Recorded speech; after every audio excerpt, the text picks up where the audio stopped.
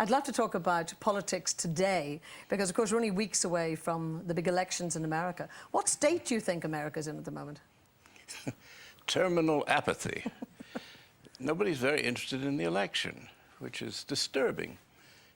Less than 50% vote nowadays in presidentials, and this has been a very strange year. There's been no politics discussed. It's, my poor cousin Albert has been accused of being a liar because he says things politely like, good morning, and they say, well, it's not a good morning. Look, it's raining. If he lies about the weather, he'll lie about the budget. You know, that's been that kind of thing. But by and large, I don't know what's going to happen on the 7th of November. Do you think the whole sort of Clinton-Lewinsky thing, do you think people just got, in a way, so switched off politics? I don't think that bothered them. It bothered the media, and it bothered the people behind the media who put up the money for these campaigns. But at the height of the impeachment of the president, with all of that scandal going on, he maintained 60 to 70% popularity with the people. And the pundits on television were horrified. There was one who used to go on every night and say, where is outrage? Where is outrage? Well, of course, it was outrageous. He was on television saying, where is outrage? But it was, the people were behind him, and they didn't like the scandal. They didn't want to hear about it, and the press misread them.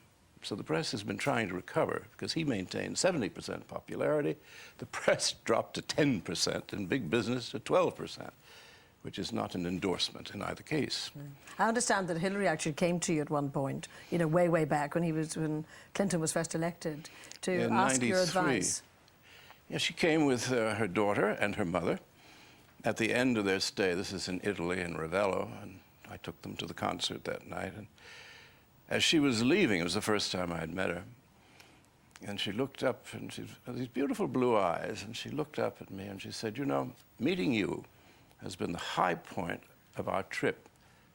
I thought, well, very nice. For my mother. It has come to this, I said to myself. It is people's mothers who say it's a high point.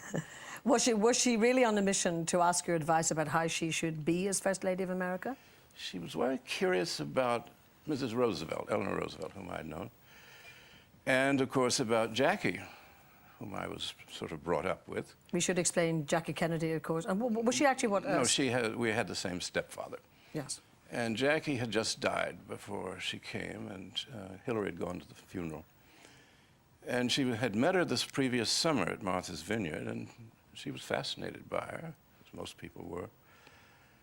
And I said, I thought it ironic, I didn't really say so, but that Jackie, who in her life never did anything for anyone. I mean, she was superbly selfish, but very charming, and a wonderful mother.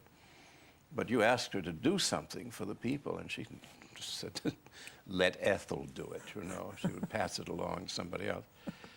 And here she dies, beloved by a nation, by the world. And poor Hillary Clinton, who has just been trying to give the United States a national health service, something every civilized country has, but we don't, trying to give something to the people, and she was being hated. And I thought, now, there's something wrong with this society, that this exclusive, rather selfish lady is beloved, and somebody's doing good is disliked. No, I think she's done a good job. Do you think she'll get in as senator? Oh, I think so, yes. She's a bit overqualified for that post, but I think she'll be very good at it. Why do you think she wants it so badly? I think that she's political, and she has been a loyal helpmeet to her husband, and now she wants to stretch her wings. She's a very good lawyer, too. And in the back of many of these ladies' minds, who will be the first woman president? We could do a lot worse than Hillary. So that might be your prediction for way down the line a bit. I'd say for 8 years from now, maybe, yes. Interesting. And do you think Al Gore has a good chance of getting in? Your cousin? Yes. He seems to be behind at the moment, but they do nothing. Nobody talks about any politics, like cutting the military budget when you have no enemy. Or what about health care? What about education? They only talk about, should he wear earth colors?